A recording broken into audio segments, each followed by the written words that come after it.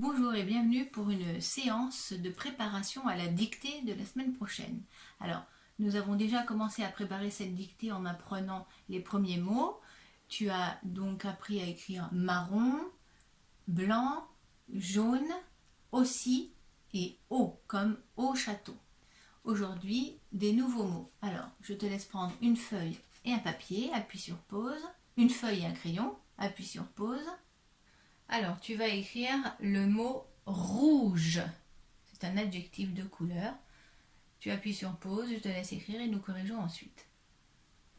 Voilà, tu as réussi à écrire le mot rouge. Alors, corrigeons. Qu'est-ce que nous avons comme syllabe dans le mot rouge? Combien de syllabes? Rouge. Alors, à l'oral, on n'en entend qu'une, mais attention, à l'écrit, ça fait rouge. Alors, pour commencer, donc on sait que dans le mot rouge, on a deux syllabes. Roux et je. Comment on écrit la syllabe roux? On entend roux. On entend donc le son r au début, c'est-à-dire un R, donc un début d'étrécie et un rouleau. Ensuite, roux. Donc il faut faire le son OU. Alors ici, c'est les deux lettres qui sont mariées et qui font le son OU. Rouge. Qu'est-ce que tu as à ta disposition pour faire le J? Alors, on entend J et E. J. Alors, pour faire J, on sait qu'on a le J ou bien le G. Et ici, dans rouge, c'est le G qui est utilisé. Donc, rouge, un G et un E. À l'oral, il est muet le E, on dit rouge. Mais à l'écrit, il faut bien penser à le mettre. Donc, rouge. Deuxième mot, tu vas écrire le mot orange. Orange. Je te laisse appuyer sur pause et on corrige après. Alors, pour commencer, orange. 3 syllabes écrites. Orange.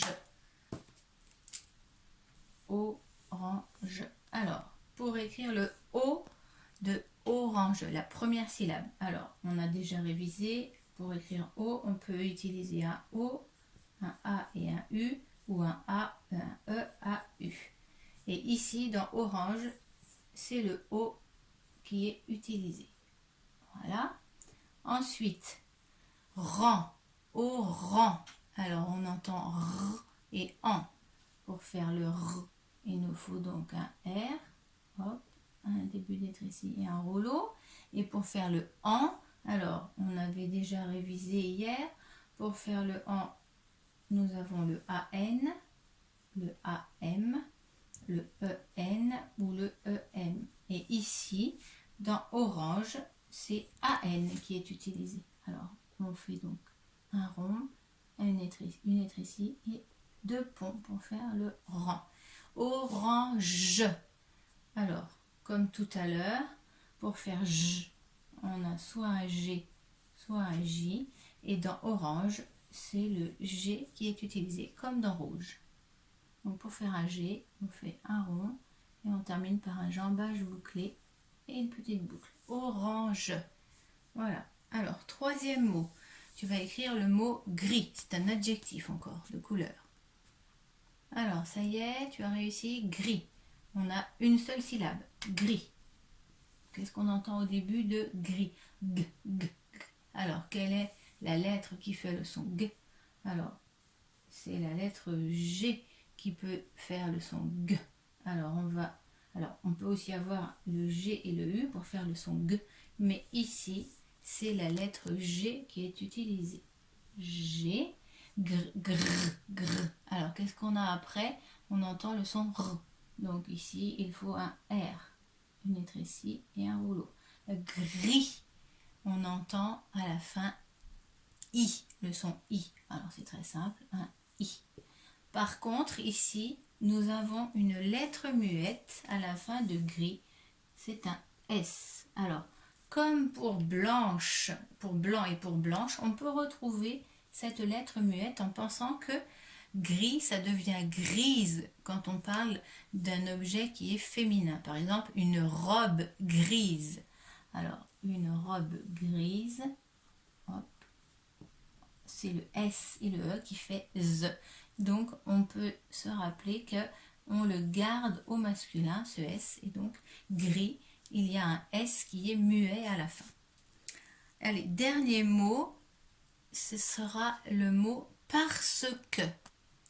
Je te laisse appuyer sur pause. Alors, le mot parce que, je te donne un indice. Déjà, il s'écrit en deux parties. Nous avons d'abord parce, et puis après un espace, et puis que. Alors, dans parce, par contre, il y a deux syllabes. Parce,